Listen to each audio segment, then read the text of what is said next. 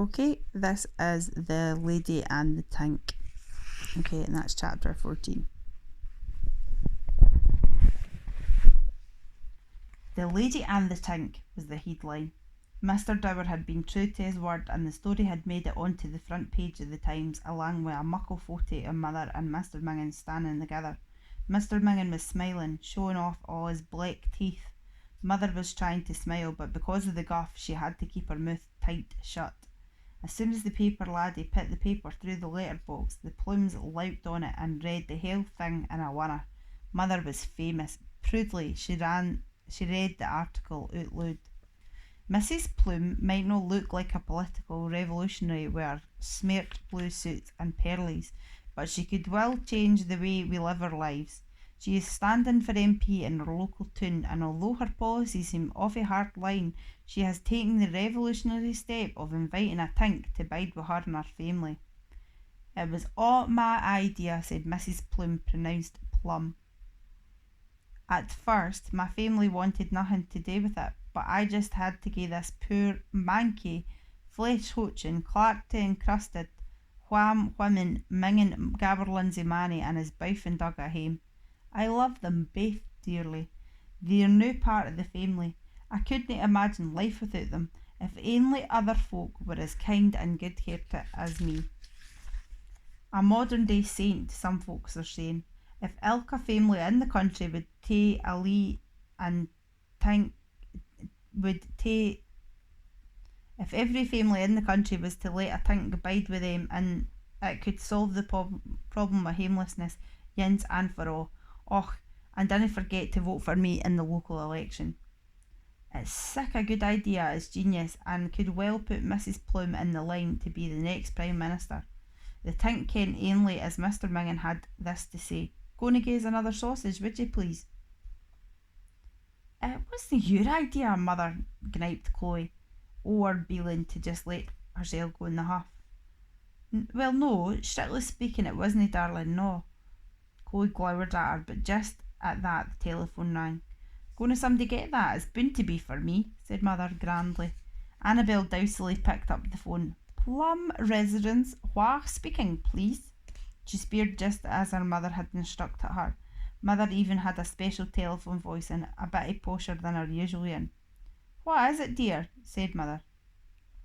It's the Prime Minister, replied Annabel, putting her hand over the mouthpiece. The Prime Minister, skirled Mother. She flung herself at the telephone. Mrs Plum speaking, said Mother in a totally idiotic voice, even posher than her usual posh telephone voice. Aye, thank you, Prime Minister. I was an awfully broad piece in the newspaper, Prime Minister. Mother was slavering again. Dad shook his head. I would be delighted to be a guest on Question Time the night, Prime Minister, said Mother. Then she gaed all quiet. Chloe could hear a murmur from the other side of the line, followed by a silence. Mother's mouth dropped open. You what? She growled into the phone, losing her dignity and her head for a second. Chloe looked at Dad to see if he understood what was happening, but he just shrugged his shoulders. What do you mean, you want the tink to go on as well? Said Mother, no able to credit what she was hearing. Dad grinned. Question Time was a serious political discussion programme hosted by a sir. It was Mother's big chance to sheen, and she obviously didn't want to be spoiled by a fusty old tink. Well, aye, Mother carried on. I kent it makes a good story, but does he really need to be on as well? He reeks. This was another pause while the Prime Minister spoke, the murmur getting a bit louder. Chloe was impressed by the man. Anybody that could make her mother hold her feast even for a moment deserved to run the country. Aye, well, if that's what you want, Prime Minister, then aye, course I will bring Mr Mingin along. Thank you awful muckle for calling. By the way, I make a good clouty dumpling. If you're ever passing on your battle bus, I would be delighted to offer you a dod or twa. No? Well, goodbye. She checked in last time that he was definitely gone. Cheerio! Chloe rushed into the garden to tell Mr Mingin the news. She heard a grrr, but thought it might be the Duchess. But it wasn't. It was actually Elizabeth Bodgins. That was Dane the Gurren. She was looking up at the tap of the shed where a trembling Duchess was hiding. The wee black dog was yowping softly. Chloe chased Elizabeth awa and brought the Duchess down. She clapped her. There, she said. That ill trick at Bordens is away now. Elizabeth flew out of the bushes and through the air like a kung fu kitten. A frightened Duchess rocketed up the apple tree to safety. Elizabeth stamped around the tree trunk, hissing carnaptiously. Chloe tapped on the shed door.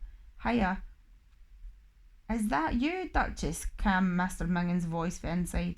No, it's Chloe, said Chloe. He's gait, she thought. Och, bonny Chloe, come awa ben, sweetheart. Mr Mingin coped a bucket over. Please take a seat. Say, did your mother and I get into the newspaper? You're on the front page. Look at it. She held up the paper and he let out a wee laugh. Fame at last. And that's no all. We just had a coffee with the Prime Minister. Winston Churchill? No, we've got a new yin since then. And he wants you and Mother to go on this programme called Question Time tonight. On the television box. The TV, aye. And I was thinking afore you go on, Chloe looked at Mr Mingin with hope in her ain, it might be a good idea if you had a... Aye, Bairn? Well, if you had a... Aye. If you had a... She finally copped enough courage up to say it. A bath. Mr Mingin glowered at her suspiciously for 2 to 3 seconds. Chloe, he speered at last. Aye, Mr Mingin. I didn't read, dear. How could she answer this? She didn't want to hurt Mr Mingin's feelings, but then again it would be far easier to be around him if he got to ken Mr Soap and his sonsy good wife Mrs Water. No, of course you didn't reek, said Chloe, gawping the biggest gawp that she'd ever been gawped in the history of gawps. Thank you, my dear, said Mr Mingin, seeming almost convinced. Then who came people call me Mr Mingin? In her head, Chloe heard the loud dramatic music for Who Wants to Be a Millionaire. This could have been a £1,000,000 question, but Chloe had nae 50-50, nae spear the audience, and no even a phone a friend at her disposal. After a long pause in which she could have watched all 3 of the Lord of the Rings films and the special edited director cuts, words started to form in Chloe's mouth. It's a joke, she heard herself saying. A joke? Speared Mr Mingin. Aye, because you actually smell awful nice, so everybody calls you Mr Mingin for a joke. Really? His suspicions seemed to be dying a wee bit. Aye, like calling a gay wee man Mr Muckle or skinny malinky fatty guts. Oh aye, I understand. Maist Jocko, cackled Mr Mingin. The Duchess kicked at Chloe with a look that said, you had your chance to tell him, but you didn't. You chose to carry on the lee to him. How do I ken that the Duchess's look said all that? Because there's a braw book in my local library called Yin Thousand Dougie Expressions Explained by Professor L. Stein. Now, back to the story. But, said Chloe, you might like to have a bath just for a wee bit of fun. It's the end of the chapter.